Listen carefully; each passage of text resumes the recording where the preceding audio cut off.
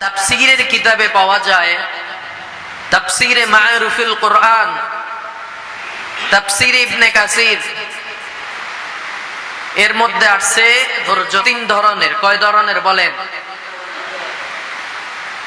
এক নম্বর সবরুন আলা তাআত, দুই নম্বর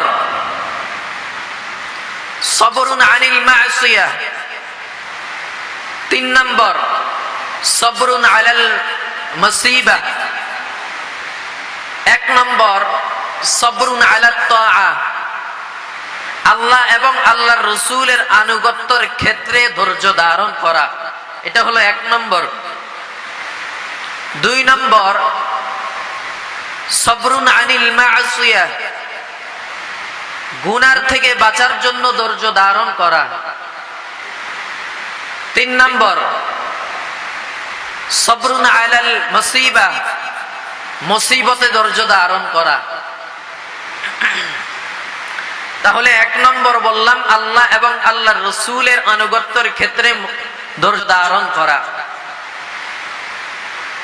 আল্লাহ এবং আল্লাহর রাসূলের আনুগত্যের ক্ষেত্রে ধৈর্য ধারণ করা। হে মুসলমান, আরে নবীর উম্মতের দল, আগে তুমি নামাজ আদায় করতা না, এখন যদি তুমি হঠাৎ করে নামাজ ধরতে যাও, তোমার একটু কষ্ট হবে, মুসিবত হবে, এরপরও তুমি ধৈর্য ধারণ করে নামাজের মধ্যে চলে যাও। বান্দা, তুমি আগে নবীর সুন্নতের দাড়ি রাখতা না, এখন তুমি যদি নবীর সুন্নতের দাড়ি রাখতে চাও, তাহলে তোমার জন্য একটু কষ্টকর হবে, ধৈর্য ধারণ করা লাগবে। ধৈর্য ধারণ করে তুমি রাসূলের সুন্নতের দাড়িটা রাখা লাগবে। এ বান্দা, তুমি গরিব দুঃখীকে দান করতে চাও না, এখন তোমার উপর বছরে একবার যাকাত শুরু হয়, তুমি যদি এখন যাকাত দিতে চাও, এখন তোমার জন্য কষ্টকর হবে, ধৈর্য ধারণ করে যাকাত প্রদান করিয়া দাও। আরে নবীর আশিক উম্মতের দল, এক নম্বর বললাম আল্লাহ এবং আল্লাহর রাসূলের আনুগত্যের ক্ষেত্রে ধৈর্য ধারণ করা। হে মুসলমান, নবীর উম্মতের দল, আগে তুমি নামাজ পড়তা না, রোজা রাখতা না, নবীর সুন্নত মানতা না, আগে তুমি নবীর সুন্নতের টুপি পরতা না, আগে তুমি নবীর সুন্নতের পোশাক পরতা না, আগে তুমি নবীর সুন্নত মানতা না, আল্লাহর হুকুম মানতা না, কোরআন পড়তা না। এখন হঠাৎ করে যখন কোরআন শিখতে যাও, একটু তোমার ধৈর্য ধারণ করা লাগবে, একটু তোমার সবর করা লাগবে, ধৈর্য ধারণ করে কোরআনটা শিক্ষা নাও। আরে নবীর উম্মতের দল, সাহাবায়ে কেরাম আল্লাহ এবং আল্লাহর রাসূলের আনুগত্যের ক্ষেত্রে ধৈর্য ধারণ করেছে। এজন্যই রব্বুল আলামিন বলেন, ইয়া আইয়ুহাল্লাযীনা আমানুস্তাঈনু বিস-সাবরি ওয়াস-সালাহ ইন্নাল্লাহা মা'আস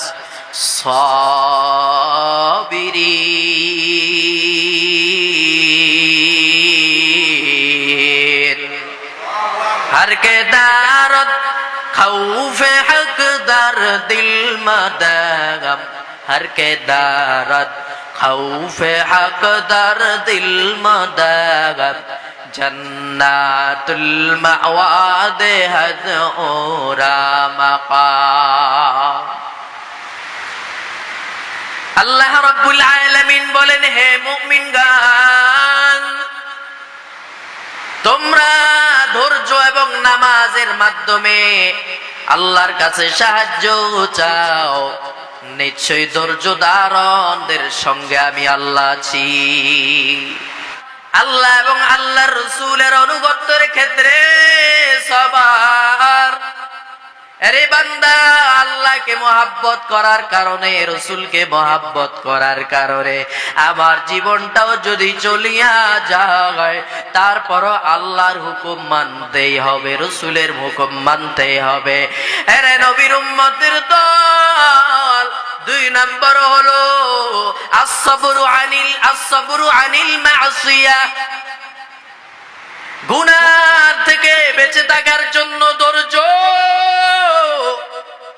এরে গোলাম, আজকাল যুগে তো গুনাহ করা বড় সম্ভব হয়ে গেল, গুনাহ করা বড় সহজ।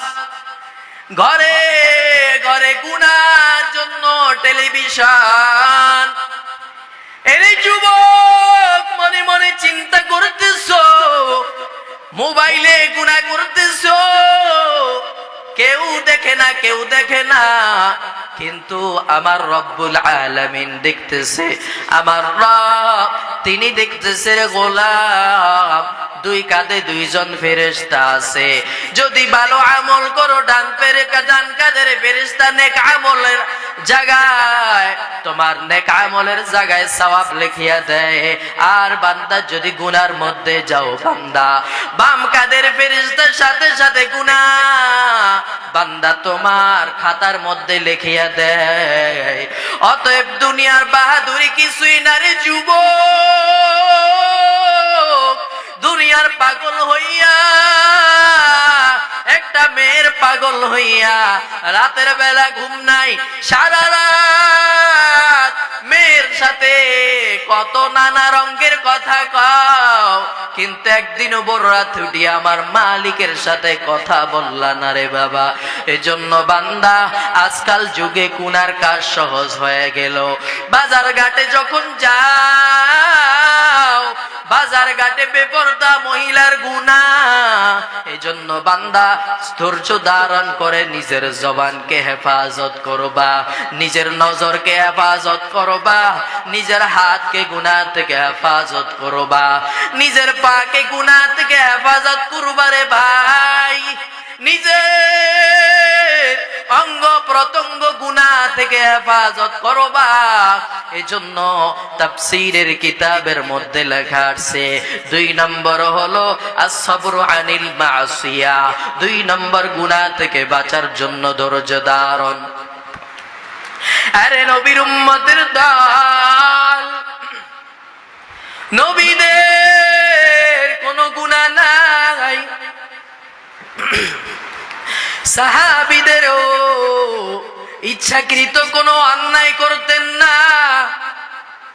সাহাবীদের যদি অজান্তে বান্দা যদি গুনাহ হয়ে যাইত, সাহাবীরা গোপনে গোপনে আল্লাহর কাছে ভোর রাত্রে উঠিয়া কান্নাকাটি করিয়া আল্লাহর দরবারে ক্ষমা চাইয়া নিত, মালিক আমি অমুক সময় গুনাহ করলাম, আমার গুনার খবর কেউ জানে না, আমার মা জানে না, আমার বাবা জানে না, একমাত্র তুমি জানো রে আল্লাহ। তুমি জানিও আমার গুনাহ প্রকাশ করো না। আজকে যদি মা আমার গুনাহ জানতো, মা প্রকাশ করিয়া দিত, বাবা জানলে বাবা প্রকাশ করিয়া দিত, এলাকার মানুষ জানলে আমার গুনার খবর বন্ধু বান্ধব প্রকাশ করিয়া দিত। ও দয়ার মালিক, তুমি আমার রব। এজন্য বারবার আল্লাহর কাছে তাওবা করা, গুনাহ থেকে বেঁচে থাকা, নিজের অনিচ্ছায় যদি গুনাহ হয়ে যায় মালিকের কাছে ক্ষমা চাওয়া। সাহাবায়ে কেরাম তো ইচ্ছাকৃত কোনো গুনাহ করতেন না, অনিচ্ছায় যদি কোনো গুনাহ হয়ে যাইতো বারবার আল্লাহর কাছে ক্ষমা চাইতো, মালিক তুমি আমাকে ক্ষমা করিয়া দাও। ও নবীর উম্মতের দল, গুনাহ থেকে বাঁচো, সন্তানকে গুনাহ থেকে বাঁচাও। ও নবীর উম্মত, সময় পাইলে একটু জিকির করো, কোরআন তেলাওয়াত করো রে যুবক। এরে যুবক, মোবাইলের মাধ্যমে কত গুনার কাজে যাও, কেউ জানে না। কাদের দুইজন ফেরেশতা দেখতেছে? আল্লাহ রাব্বুল আলামিন দেখতেছে। ও বান্দা, গুনার দিকে যাইও না, আল্লাহর দরবারে তাওবা করো। তোমরা কি ঘটনা শুনো নাই? বনি ইসরাইলের আল্লাহর নবী মূসা, ওই সময় জমিনের মধ্যে বৃষ্টি নাই, মূসা নবী লোকদেরকে নিয়ে দোয়া করতেছে। এমন সময় হঠাৎ করে আওয়াজ, এরে মূসা, তুমি যাদেরকে নিয়ে দোয়া করতেছো, এই মজলিসে একজন গুনাহগার আছে, তাকে যদি উঠা না দাও আমি আল্লাহ দোয়া কবুল করব না। মূসা নবী দমক দিয়া দিল। ওই বৈঠকের মধ্যে আল্লাহর বান্দা যুবক আল্লাহর কাছে খাঁটি ভাবে যখন দোয়া করলো, সাথে সাথে মুষলধারের বৃষ্টি শুরু হয়ে গেল। মূসা নবী ডাক দিয়া কয়, আল্লাহ, তুমি না বললে এখানে গুনাহগার আছে, গুনাহগার যদি উঠিয়া না যায় তুমি নাকি বৃষ্টি দিবা না, এখন কেন বৃষ্টি হইতেছে? আল্লাহ রাব্বুল আলামিন বলেন, হে মূসা, যেই বান্দার জন্য বললাম বৃষ্টি দিব না, সেই বান্দা এখন এমন ভাবে খাঁটি ভাবে তাওবা করলো, আমি আল্লাহ তার জিন্দেগীর সব গুনাহগুলা মাফ করিয়া দিলাম। এজন্য তাওবা করা, তাওবা করা, গুনাহ থেকে বাঁচার জন্য ধৈর্য ধারণ করা। শয়তান বারবার বলবে গুনাহ কর, গুনাহ কর, গুনাহ কর। আপনি ধৈর্য ধারণ করে গুনাহ থেকে ফিরে আসবেন। as-sabru আনিল মাসিয়া, গুনাহ থেকে বাঁচার জন্য ধৈর্য ধারণ করা 2 নম্বর। দেখবেন গুনাহ থেকে বাঁচা অনেক কষ্টকর, কিন্তু ধৈর্য ধারণ করতে হবে। শয়তান আপনাকে বারবার ঠেলে ঠেলে নিয়ে যাবে, এমুক গুনাহ কর, অমুক গুনাহ কর। ধৈর্য ধারণ করে আপনি গুনাহ থেকে ফিরে আসলেই আপনি সফল। 3 নম্বর, as-sabru আলাল মুসিবা, মুসিবতে ধৈর্য ধারণ করা। মুসিবত আসবে, বিপদ আসবে, আল্লাহ সম্পদ দিবেন, সম্পদ দিয়ে সম্পদ নিয়ে যাবেন, ধৈর্য ধারণ করা। সন্তান দিবেন, সন্তান দিয়ে নিয়ে যাবেন, ধৈর্য ধারণ করো। এজন্য ভাই, আল্লাহ রাব্বুল আলামিন বলেন, ইয়া আইয়ুহাল্লাযীনা আমানুস্তাঈনু বিস-সাবরি ওয়াস-সালাহ ইন্নাল্লাহা মা'আস-সাবিরিন। হে মুমিন বান্দাগণ, তোমরা ধৈর্য এবং নামাজের মাধ্যমে আমি আল্লাহর কাছে সাহায্য চাও। ধৈর্য সম্পর্কে আল্লাহ কোরআনে বারবার বয়ান করেছে, ইয়া আইয়ুহাল্লাযীনা আমানুসবিরু ওয়াসাবিরু ওয়ারাবিতু ওয়াত্তাকুল্লাহা লাআল্লাকুম তুফলিহুন। হে ঈমানদারগণ, ধৈর্য ধারণ করো। ইন্নামা ইউওয়াফাস সাবিরুনা আজরাহুম বিগাইরি হিসাব। যে ব্যক্তি ধৈর্য ধারণ করবে, আল্লাহ বলেন, আমি তাদেরকে অগণিতভাবে তাদের ধৈর্যের ফলাফল দিব, তাদের প্রতিদান দিব অগণিতভাবে, বিগাইরি হিসাব। এজন্য বান্দা মুসিবতে পড়লে ধৈর্য ধারণ করা। মুসিবতে ধৈর্য ধারণ করলে তার সঙ্গে আল্লাহ থাকেন, আল্লাহ তার বিপদ দূর করেন। ওমাই ইয়াতাওয়াক্কাল আলাল্লাহ ফাহুয়া হাসবুহ। যে ব্যক্তি আল্লাহর উপর ভরসা করে তার জন্য আল্লাহই যথেষ্ট। ওমাই ইয়াত্তাকিল্লাহা ইয়াজআল লাহু মাখরাজা। যে ব্যক্তি আল্লাহকে ভয় করবে, আল্লাহ বলেন, তার জন্য উত্তম পথের ব্যবস্থা আমি আল্লাহ করে দিব। বলেন সুবহানাল্লাহ। আল্লাহর কোরআনেরই তো কথা। এজন্য ভাই, ধৈর্য ধারণ করা। তাহলে 1 নম্বর বললাম as-sabru আলা তাআ, আল্লাহ এবং আল্লাহর রাসূলের ক্ষেত্রে ধৈর্য ধারণ করা। 2 নম্বর বললাম as-sabru আনিল মা'সিয়া, গুনাহ থেকে বাঁচার জন্য ধৈর্য ধারণ করা। 3 নম্বর বললাম as-sabru আলাল মুসিবা, মুসিবতে ধৈর্য ধারণ করা।